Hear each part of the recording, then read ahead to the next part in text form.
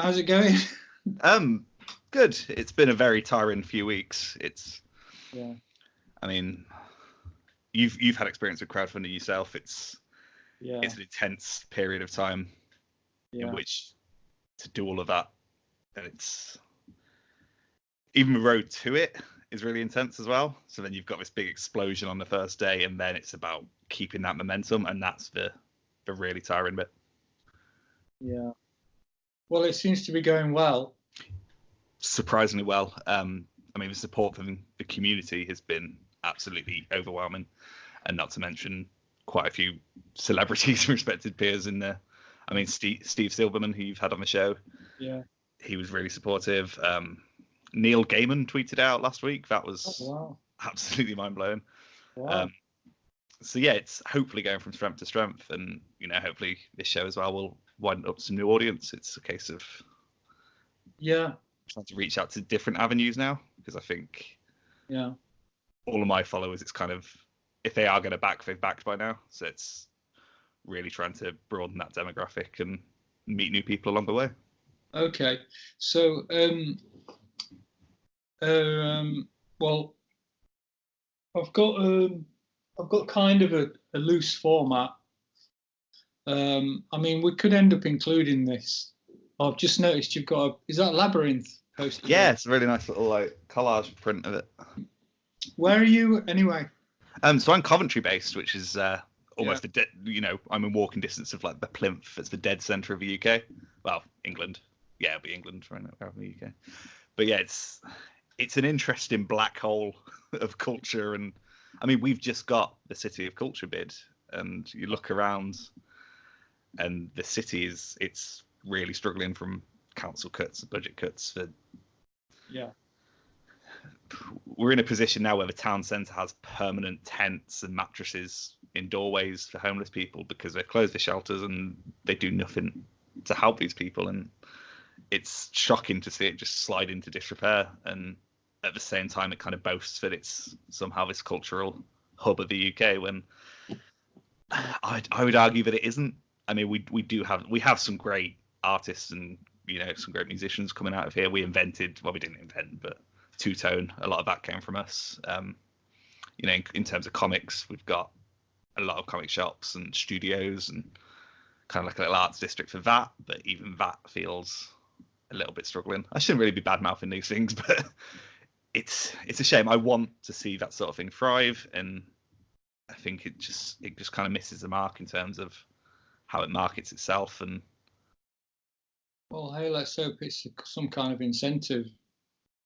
Yeah, absolutely. I mean, I assume when you get a City of Culture bid, you get a lot of money, and hopefully they pour that into the right resources that are already there, rather than start something new.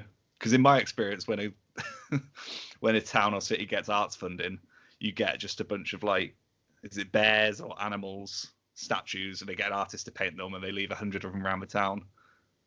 Every town has done that, and then I can see it coming for our town, and it's worrying. Okay. So surprisingly, I mean, for me, any support I have, none of it has came from my hometown, which is quite a shame. But I guess local press and stuff, unless it's about an issue with the wheelie bins, they're not interested. So I'm going to just strap a copy of my book to a wheelie bin and push it down a hill. Then they'll pay attention. There's creative ideas there always. You have to live it. You have to live creatively. Yeah, I mean, obviously I've lived here all my life, so I don't really know what it'd be like in another town to find sort of inspiration and encouragement to do that. So I would be curious to maybe spend some time in other places. I'm trying to get more into London way, because as a writer, and it just seems all the careers opportunities are there, and obviously being autistic, London for me is just sensory overload from every single direction. There's a lot to talk about with sensory overload and cities, and I work from home most of the time. Yeah, absolutely. Likewise. And I'd assume that's quite a common theme for a lot of autistic people. And I mean, there's so many horror stories about workplace behaviour and stuff that has had such a negative impact on people like us, and it's a shame, and I think it's about trying to crack the formula of how to address that and how to fix it, because I think there's a lot of autism friendly workplaces where what they mean by that is we identify that you could be really good at certain things and we'd like to exploit that, and that's equally scary. And I think there's definitely a balance to be found. Yeah. I think a lot of times you'll get, because it's obviously a non-physical disability, typically, Yeah. you won't get special treatment, and they'll make quite a big deal of saying you're not going to get special treatment. We're going to treat you like everyone else. Yeah. And on one day that could be really good to be part of the gang, but then on days when it's a struggle, you do need a little bit of help, and this is where the understanding, this is where the dialogue needs to come up, because it's such a broad subject. And then that's where the problem lies. It's always going to be a case-by-case basis, and I think both on like a higher level with the charities and the organisations fighting for it, and on on the surface level on places like Twitter, they want a black and white answer. They want the extremes, and it's really frustrating when I think everyone, even the people fighting for it, know that the truth lies in the middle, and these polemics are quite damaging to an extent. I mean, with the book, I've had people who've had review copies and stuff and said, you're being really unclear here. Are you saying that it's a disability? Are you saying that it's a superpower? Yeah. And it's neither. Well, it's neither, and it's both. It's the truth's in the middle. I mean, I work from home. I struggle to leave the house some days. Yeah. But also, I've got the drive and motivation to make such a big, detailed book in 6-7 months. I did it in. Yeah. So yeah, there's always this. There's room for a dialogue with every single person, and it's about catering to those needs. And I understand how that can be overwhelming. For something like the NHS, it's already struggling like it is, to have to break it down into these individual personal cases, work out what the person is, what their needs are, and then cater to those needs. That's a huge task, and I don't know, I don't have the answer, but hopefully opening this dialogue will lead to someone finding the answer. Well, I think the answer's as likely as what's the answer to the meaning of life, I really do. For me, I mean, that's why I'm interested in one thing you said on your Kickstarter page, actually, about losing your identity overnight. And I know you mentioned some harrowing events led to that, but what did you exactly mean? And it's really good, because it's really good that we've got an organic flow to this, because I did have a list and yeah, I was gonna ask you about this a bit later and talk about the comic stuff first, but we can do it the other way around. It's cool. I'm happy just to jam and flow. I think this is a better way to generate content. Do you mind if I smoke as well? Not at all, do you? Thanks, man. You're not in the same room. It's not gonna. I'm not exactly gonna be passive smoking. It's a very new thing for me. This is in the book as well, actually, I think. And this ties into your question about identity and understanding of who one is, I think. So there was a 1-year wait between the.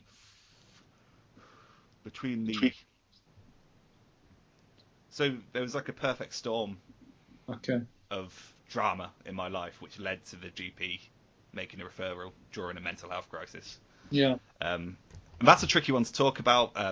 Yeah. Obviously, one, being comfortable talking about that sort of thing, and then two, for about 50% of the stuff that happened, I'm now under an NDA, and that makes it really tricky to actually.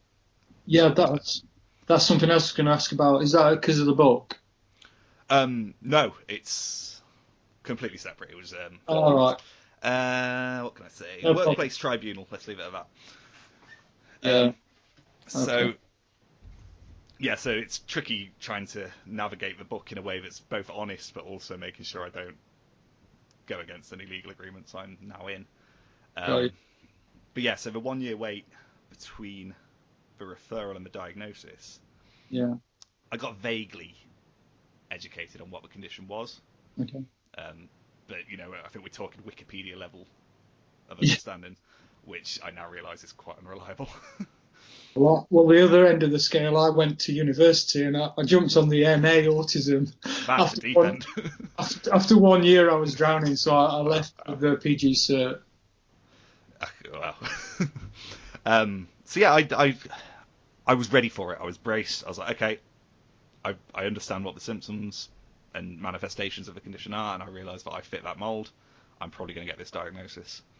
But even when the second she said, "You're autistic," I got the little slip of paper, it hit me. And it was. And I think that's what the book was trying to work out, why it hit me so hard when I should have kind of expected it. And the reality is, nothing changed. I'm still the me I've been. And Yeah. what's this piece of paper doing? Yeah.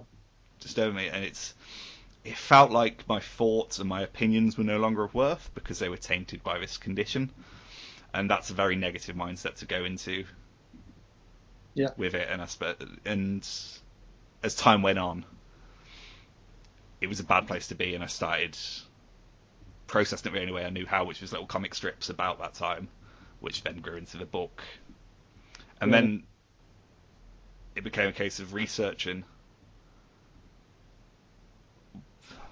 because I didn't want to write from a position of ignorance. While I still think it's important to write from my perspective, it's I think we mentioned about 3 times throughout the book, but this is from a first-person perspective. It's not a guide. It's not me telling anyone what to do, because, as we were saying, it's such a broad, diverse condition that needs to be a case-by-case basis. If you write something as a guide, and I'm not qualified, so I'm in no position to be giving out advice from that level of authority where I'm publishing a book that's claiming to be some sort of life-changing help book. Yeah. I mean, on a good day, that's completely pointless because the only person it really completely applies to is me. But then on a bad day, it can be incredibly dangerous.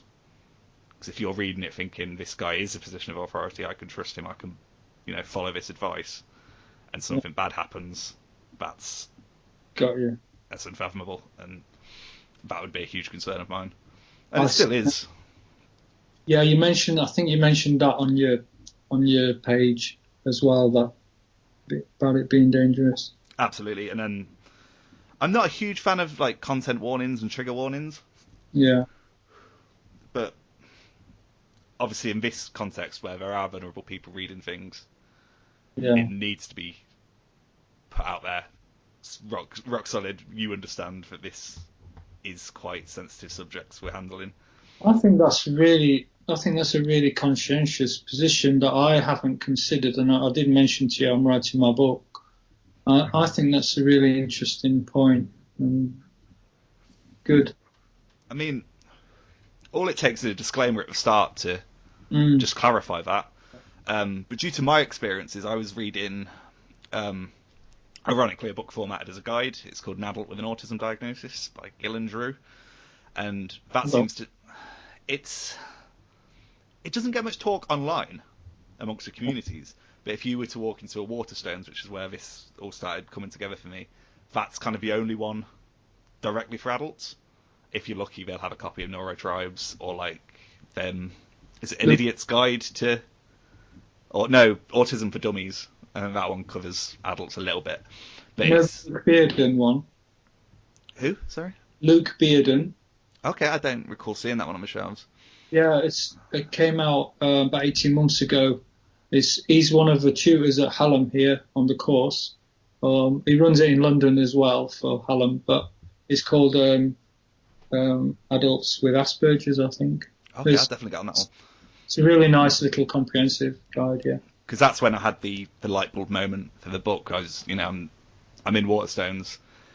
80% of that autism shelf is for kids and for parents of kids, which is wonderful for them. It's great to hear. Hopefully they're good books and none of them are contradicting each other, but that's not a road I want to go down right now. But I saw this big gap for books aimed at adults or people with a late diagnosis like me, and there's a lot of books out there, but I think you have to really scratch the surface to get to them. Yeah. And I think this is the issue with how we need this accessible level. For, when I first got the diagnosis, I was lost and I needed that sort of material to help, and it just wasn't readily available until you spend a lot of time in the community. But once you spent a lot of time in the community, you probably don't need them as much as you did back then. Yeah. But I don't know. I think with the But it's part of the community what you're contributing. oh, absolutely. But I'd like to think that I can also just not me personally. I think we're about to see a big wave of books. I think neurodiversity is definitely a hot topic with everything that's going on in the media with Greta and just the way the conversation's starting to turn. I mean,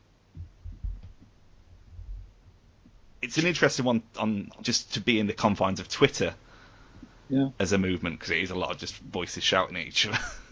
Yeah. But then I think in the outside world, we're just on the cusp of it breaking out into something big.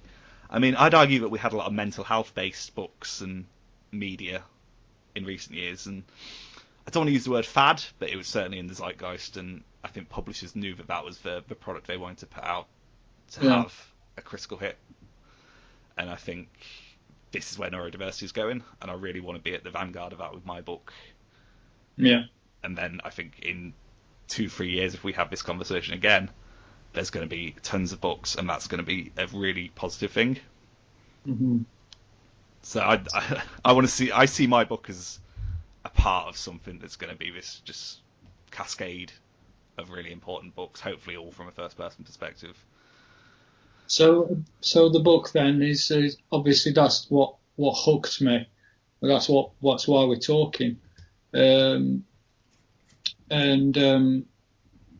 I've never been a big comic fan, although like I'm probably older than you, and I was reading stuff like Warlord Annual when I was a kid. You know, there was a lot of the kind of things I think might have even been can't have been pre-Marvel, but yeah, I think I struggled with the intensity of the colour and the way you could never quite tell which box was next. And Yeah, there's a weird science to trying to understand, especially when you get deep into the superheroes and the artists try and get quite fancy, and that's great.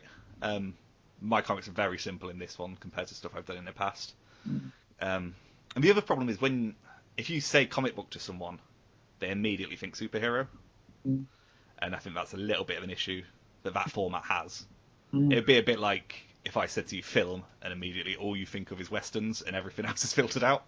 Yeah. But there's a huge world of autobiographical stuff. I mean, there's half of that shelf behind me is like less superhero stuff and more. Well, yeah. So what I'm interested in is social commentary, and I might sound like a person with a fine art degree because I am, but and I know that we did touch upon it at some point. There was an opportunity for me to look at it from a social commentary point of view, because media is that, whatever creative media is it's saying something about.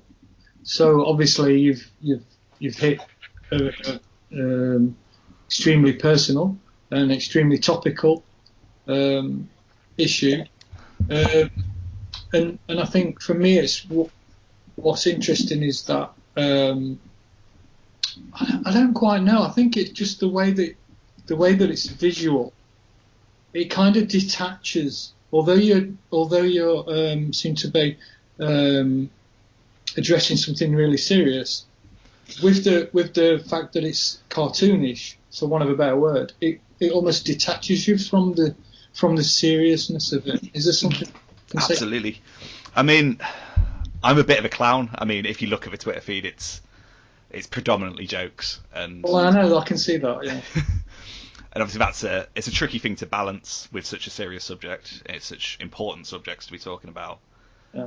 And it's about trying to be funny and sensitive at the same time. I'm a huge fan of Caitlin Moran as a writer, and I kind of want to be what she is to feminism, to the neurodiversity community. A lot of humour to open up the dialogues, and it's been a tricky balance to get with the book, and I think that's where the comic book stuff helps immensely, because it's a lot of the comic stuff is just accounts of little adventures I've had or things that have happened, and they're the personal bits, and then it breaks away into written chapters to get more into detail, because I think especially with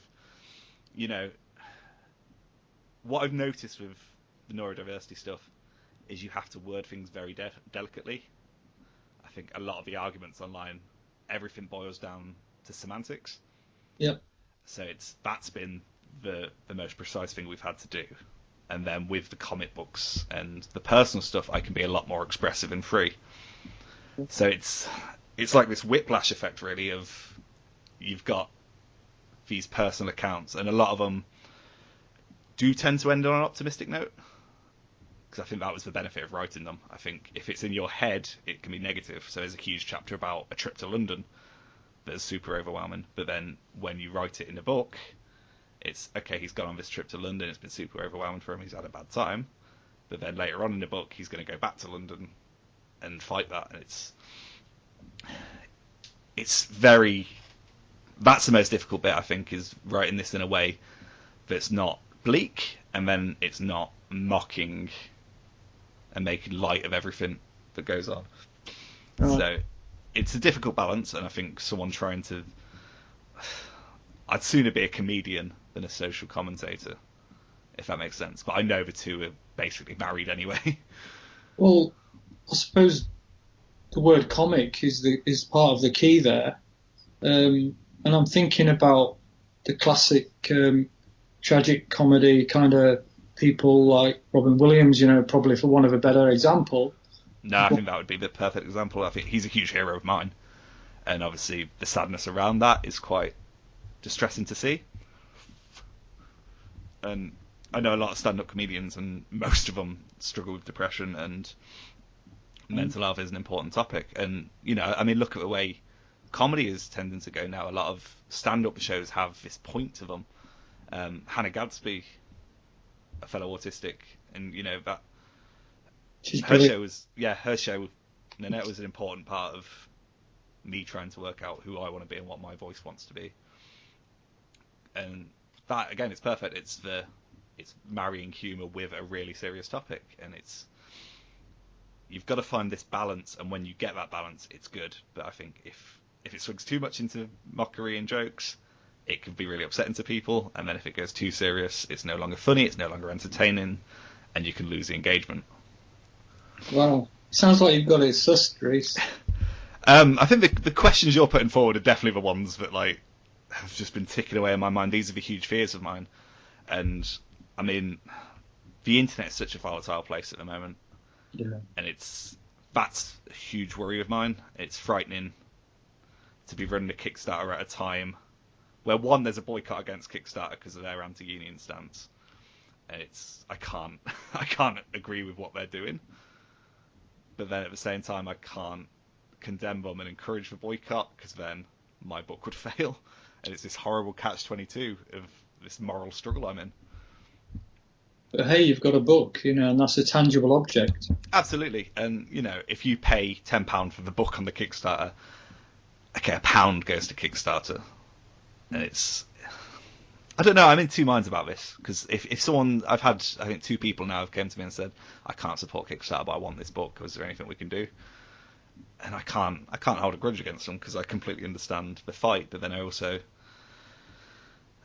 the problem with the internet is there's a lot of punches being thrown, and I think a lot of them can tend to go in the wrong direction, and that's the one thing that gets me a little bit disenfranchised about neurodiversity and stuff. And I know it's not what neurodiversity is, attacking people, but there's individuals within neurodiversity who do attack people, and it gives it a bad image.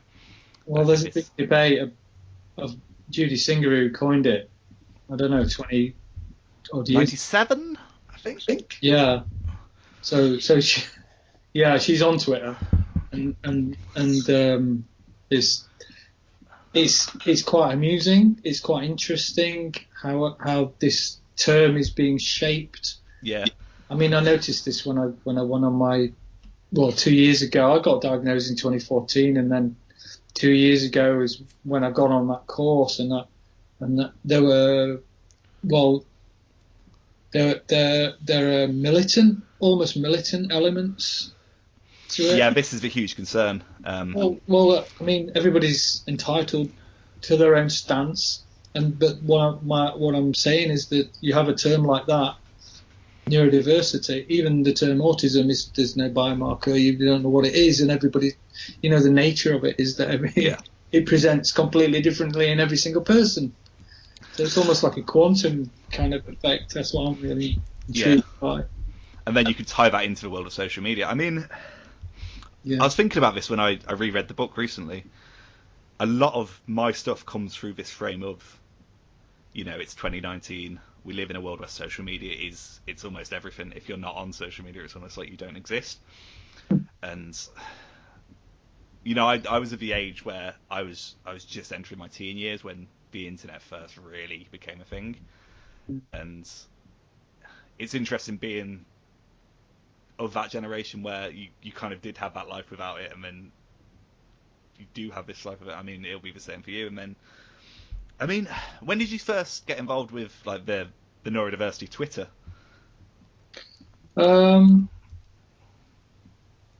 Probably 2 years ago.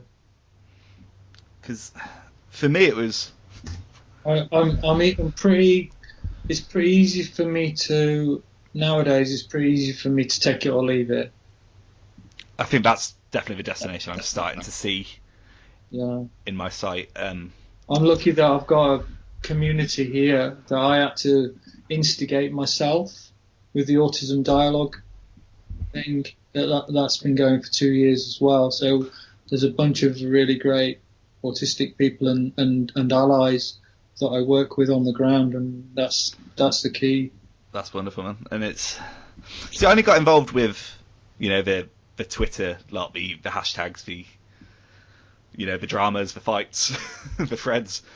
It came as a result of I had a meeting with a proper publisher for the book, and the only concern was they liked the book, but they didn't like the way I was on the back seat of social media. I had 1,000 followers. When was that? About 3-4 months ago when we had that chat. And it was a case of you need to get in with that community. You need to find your audience. Okay. And that was it. And it's, right. 90% of it is brilliant, but I think the fights are usually punching in the wrong direction. And that was from their commercial point of view, right? Yeah. So it's basically make sure the audience is there. But the problem was, once I found the audience was there, it started to make more sense to do it myself. Yeah. And I don't know, I think publishing in any means, be it traditional or crowdfunding, or what I was going to do is a company called Unbound, which is essentially a combination of crowdfunding and traditional publishing. But yeah, either way, it's a gamble. And it got to the point where this year's starting to come to a close. A lot of big influential people on neurodiversity were announcing their own books. And I felt, October is the month to do this. And that wouldn't have happened with any other publisher. So unfortunately, that didn't go ahead. But yeah, the main thing about that was, being told to go out and find that audience, which was one. It was an amazing thing to do, and my Twitter is a completely different place now. It's like 5,000 followers, and I actually get likes on my tweets. I never used to get that. It used to just be kind of me shouting into the void, and that's been wonderful. But I think a lot of the discussions around it. I'm going to sound really horrible, and I don't want to badmouth anyone because I think everyone's doing a great job. But it's okay. It's already been said. Have you listened to my interview with Steve Silberman? Yeah, I mean, he mentions it. I mean, there's a lot of fighting. Yeah. There's a lot of emotion. It's human. Yeah, but I think it's the Ouroboros. It's the snake eating its own tail with a lot of these fights. Because I mean, I get the impression that this fight about the terminology and the pronouns has been going on since the day someone got a Twitter account, and it's still the same thing every day. Oh yeah, it always will be. But I mean, there's levels of sophistication of argument and semantics. I understand that the semantics and the pronouns and people's identity is incredibly important. It's so important. Yeah. So I'm not having a go at people who want the names and the pronouns and the labels. My issue is we need to move on from that. And it's when, I don't know, I guess entry level, you come into this scene and that's what you see. You see the arguing about the semantics. But I don't know, I just think we need to go forward in the direction a bit. And I know not everyone, but there's been a pitch on, it's like LinkedIn for neurodiversity 2.0. Yeah. I think someone's trying to kind of make that their thing and be the figurehead of that. And I kind of agree and I kind of don't. I think what they're saying is what we need is this kind of next wave of momentum and movement. I don't know. This is going to make me sound sexist, or someone will accuse me of sounding sexist, but I've always compared it to like a movement like feminism. For lots of reasons. I mean, I think it needs to be like, we've got waves in feminism for, when there's been big radical changes in, the rights and stuff they were campaigning for, which again is what neurodiversity wants. So I think we can split up into waves, but I don't think we need this kind of rebranding or someone taking the name and making it their product. That's not good. But I think in terms of moving forward, that's what we need. But then also, like feminism, because of the fightiness, there can be an outside view that we're aggressive, and I think so. Like, if you go to like your sexist bloke in the pub, he'll go, "Oh, feminism, it's just women who hate men," and I worry that this is what would happen to neurodiversity. I think when I worry to an outsider looking in, it looks like, they're just a bunch of people who fight all the time and they hate neurotypicals. They're always having a go at neurotypicals, and I really hate when it goes in that direction. So the internet's a beast. Is and it's very, very, very dispersed. It's almost not really a community in my view, but it would be a set of cliques, a lot smaller. Well, what we can do is affect the world around us. I think if we try and affect a world that's too big, we're going to make very little impact. Oh, absolutely. But I think what you're doing, and picking up what's going on in the wider world to feed into your knowledge. But if we take that as a complete picture, we're going to be struggling. I think we can only really fight, our small encompassing surroundings and affect change. That's what I mean. So I mean, like this book, in the grand scheme of things, it's a pebble. Yeah. But if you throw that pebble in the lake and then you throw 100 other pebbles in the lake, eventually you're going to be able to see the pebbles above the lake, and that's when stuff's going to start happening. That's it. That's nice. So have you been drawing all your life then? Have you always? Yes and no. I mean, I draw in a way that any kid would. Yeah. And art was a nice topic at school. It's something I enjoyed because I think it was a bit more free and loose, and retrospectively, you've got a great style. I think. Thank you. I think this all came about in 2015. Right. I was working for a loan company, a payday loan company, and I'd go door to door to collect the repayments. Yeah. And as morally, it's a horrible thing to be doing, and I think I was my autism makes me quite impressionable and easily led, and I was in a position where it was, debt collecting is an okay thing to do. But eventually, after 2 years of doing that, my brain couldn't cope, and I had a mild breakdown, and I ended up on antidepressant stuff, and I was like, what am I doing here? What's my life going to be? Yeah. And I mean, the money there was amazing. Yeah. Thousands of pounds a week sometimes, and it was a case of I could have this money, I could settle down and have a normal life, but would I be happy doing this? Can I sleep at night? Yeah. The question is no. I can't sleep at night anyway because I've got insomnia, but on a moral level.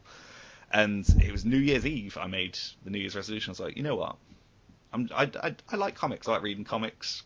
Superhero movies are a big thing. I'm going to make a comic book. I'm going to quit this, whatever this is, and just, do something, put something out there I could say, oh, look, I've done something with my life. And I made like a little 30-page horror comic that's kind of mental health based, and it went really well. So did you have an influence on, or did you just teach yourself to draw? Yeah, I could not draw. If you look at that comic compared to stuff I'm doing today, you can see this huge learning curve. If you follow, there's a lot of people who've followed my career from that. They bought that comic, they liked that comic, but then they've watched it kind of go off into the stratosphere. And it was a case of just learning as I go along and improving as I go along. With anything I do, it needs to be better than one before. So this interview, it's going to be better than the interview I did before, and so on and so on. It's about just kind of climbing that ladder. Well, given my interview skills, we'll see. Oh no, this is wonderful, man. I'm being expressive in a way that I wouldn't normally be in terms of a lot of my thoughts and opinions. Sure. I'm aware that you're probably going to get quite a following, and I think feels quite optimistic that you will be part of the vanguard, because just the vibe and the fact that you got something tangible, you got it accessible, very accessible. The drawings, you only need to. I don't need to read the book, read the comic. I only need to look at the pictures, for one thing. If I don't, well, that's the other thing, as it's a novel / comic hybrid. Yeah. And it's you could probably get away with just reading the comics and understand it, or you could probably get away with just reading the text and understanding it. Because going back to what we were saying about trigger warnings and stuff, when I was reading the adult with the autism diagnosis, that's when it occurred to me that separating things is a smart way to go for an autistic crowd, because I can quite openly talk about relationships and sex. That's a subject I'm comfortable with. But when it's workplace autism, due to my experiences, I really struggle with that. So I don't really want to talk about it. And when I had those books, I didn't really want to read about it. I didn't want to face that at the time. It was very upsetting to me. So I just skipped over that chapter, and I didn't miss anything because it's confined within that chapter. So to an extent, I've tried to do that with mine. And the chapter titles will explain, there's one on sex and relationships, there's one on social media, friendships, hobbies, workplace. And then that way, if you're reading at home, you've had a bad time in one of those fields, so it's not the sort of thing you really want to be looking at right now, skip over it, and you won't feel the damage of that later on in the book. Yeah. Cool. So what? So comic fans are going to love it. Have you got any influences, and can you compare it to any artists? And what would you say? I'm going to tack on a third bit. What would you say to budding artists? So yeah, in terms of in this field, it's a genre that's gone on to be called graphic medicine. So within that, you can kind of do what you want. You could do a fictional story, or you could do a very serious medical journal with pictures. Say what you mean by graphic medicine. I don't really know what it means. It's something that I was introduced to through doing autobiographical stuff. And I guess it's using the medium of comics to improve people's lives. And, be that, it could be a chart in a doctor's office that's a bit of a comic book about any sort of condition or getting a mole checked. But then it can go into something that's, these huge books about living with disabilities. And this isn't my first autobiographical comic. I did one in 2017. Called The Blue Flame, which was an account of my time at the loan company and the moral stakes and traumas I experienced through that, and then the decision to quit all of that to make comics. It's kind of this, not an underdog story, but I think it's a story of a man seeking redemption and, being self-aware enough to admit that one can be a bad guy sometimes. Yeah. And that was what really kind of got me out into the comic scene and becoming name known for that sort of thing.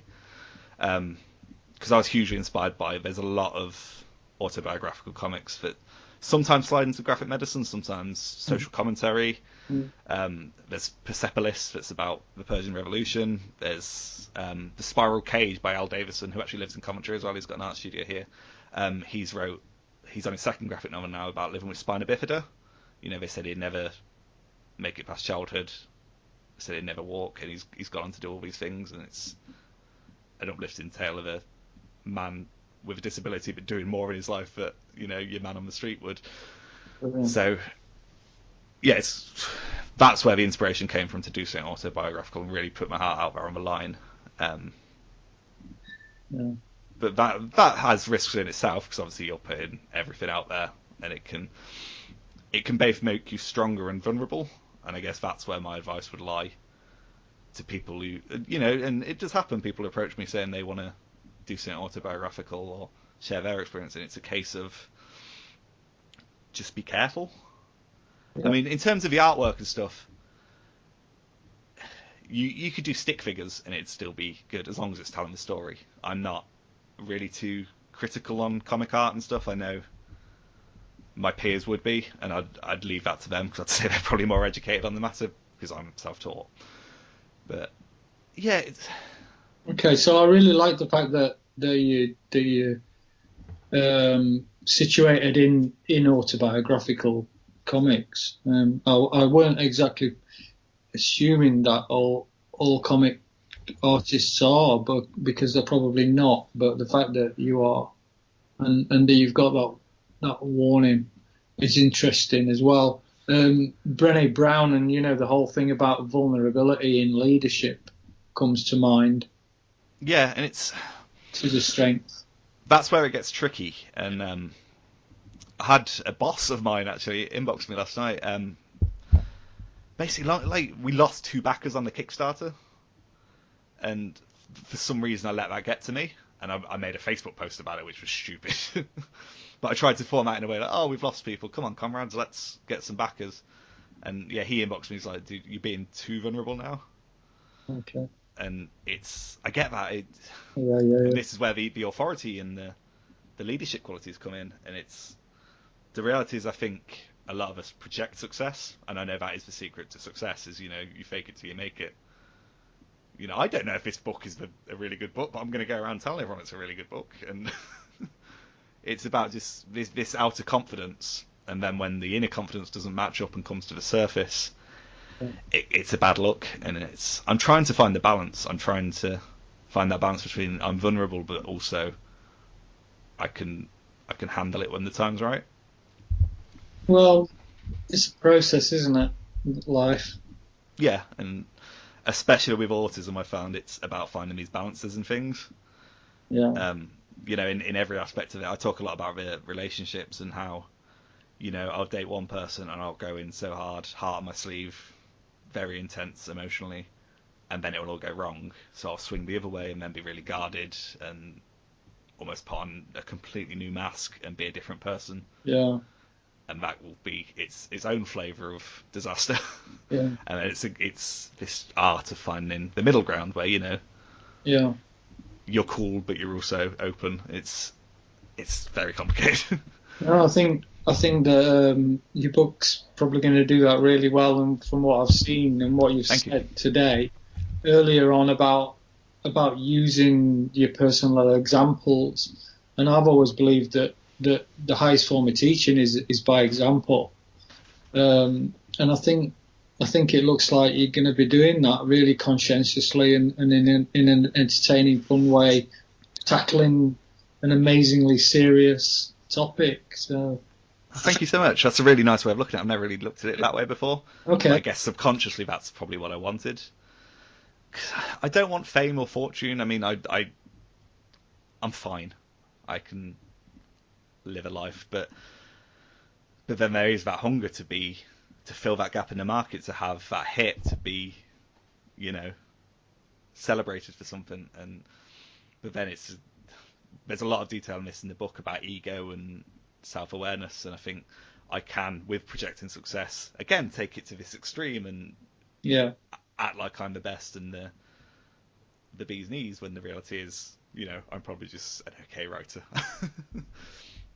Is this your full-time thing then? To an extent, yes. Illustration and art is a thing that's getting me by now. I mean, 2 years ago when it all kind of went wrong, that's when it really became a disability for me. But then, as is the topic of the week on Twitter this week, is just how the NHS and the DWP and stuff take care of these things. And I've essentially been left to my own devices. And then eventually support networks, or things that you thought were support networks, fall away and you do find yourself alone. But and I guess this is the tricky thing. No one should ever be in that position where they don't have the support networks or be alone. But then sometimes the best case scenario from that is you pull up your bootstraps and you become stronger for it. And I'm out there fighting for illustration work or getting this book to be successful. Because if it's successful, I can buy my friends and family Christmas presents this year. That's my thinking of it. And I think you can probably make a few people a little bit more aware and a little bit more kind of Yeah, absolutely. control, that they don't always have to go on Twitter. They can just pick up a comment. You don't even have to turn the internet on. Yeah, Pick up your book. and I think that's the thing with Twitter is, even when you're doing it as a big long thread, you're limited by that word count. You're limited by the way it's being. In a way, that's great because you're basically saying it as it is. You've thrown it straight out there, but a lot of the nuance can be lost. And as I think what we've learned today is nuance is everything with autism. Yeah. So it needs that word count. It needs 10 pages of comic books just to get one point across. If you think about like jumping on your bed with a book, the battery's not going to run out on a book, is it? There's a lot more relaxing. And you can't fight back with a book until you've heard it out. I think that's the other thing as well. So it's like this was a huge fear as well. It's like I'm in a position where you could take one sentence of that book out of context and absolutely destroy me, because I will say it's a disability, but then if you look at the whole paragraph, it goes it's a whole disability, but and then I think I think this is the conversation that needs to be being had, the nuance of it rather than the polemics, the extremes of it. I think that's ultimately what I'm going for there, and make it entertaining, make it funny. I want people to. You can laugh at me, you can laugh at the bizarre and strange things I've done because it is funny. Yeah. But then you also, while you're laughing, you're also taking on board the seriousness of it. Yeah. Awesome. And I think that hopefully that'll be a nice new approach to get the message across. I'm not saying I'm the first person to make jokes of autism. I've named people who were there before, but it's on the bookshelf. It's a lot of serious stuff. Even some of the autobio stuff can be incredibly heavy, incredibly straight and serious. Yeah. And I think, but life isn't like that. Life is every genre, and hopefully I've found that balance. So yeah, I noticed. I suppose we can start to wind up now. What was I going to say? Oh yeah, you've got these stretch targets. Does that mean, say, if somebody's put in 10 quid already for the paperback, and if you switch it, if you meet a stretch target to £4,000 or whatever it is, does that mean those same people will now get a hardback instead of a paperback? Yeah, absolutely. So, right. Cool. The original target would make it a modest success. It'll get hundreds of books printed out to everyone who needs it, and a few independent retailers. But the more money you get, the more I can afford to open up these networks to larger stores, do some events. I really want to get into public speaking, do like a half stand-up, half serious talk. So the stretch goals were then in place because we hit the target so early. We need some sort of motivation to draw more backers in. So it's an upgrade essentially. Yeah. We hit that target. I then have the means to make it a bigger success. I can afford a larger print run, which means hardback copies are actually financially viable and they don't cost hundreds of quid each.